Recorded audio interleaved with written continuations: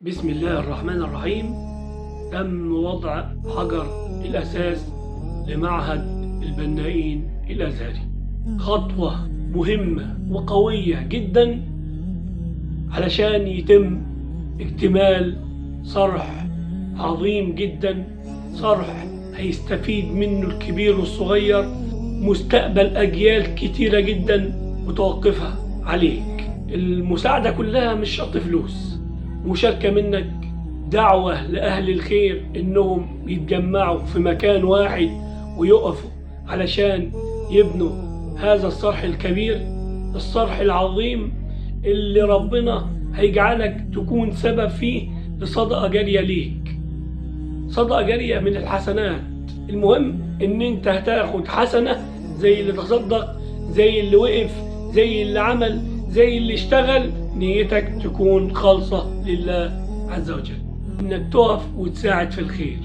معهد البنائين الازهري بيضم قرية البنائين والمرزقة والعمرية، 3 قرى كبيرة جدا والاحياء المجاورة لهم.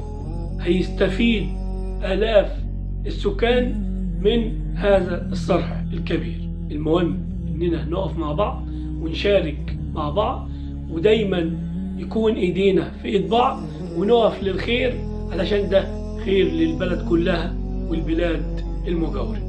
علشان كده ادعم المعهد الازهري بالبنائين، اللي هيكون فيه مكان لولادي وولادك، وهيكون بشرة خير وفتحة خير وتعليم القرآن الكريم وسنة الرسول صلى الله عليه وسلم.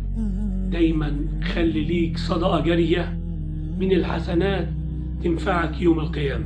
اعمل شير للفيديو ده، تصدق ولو بجنيه.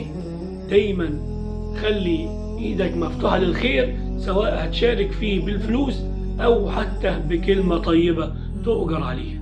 فدايما اعمل شير للخير. السلام عليكم.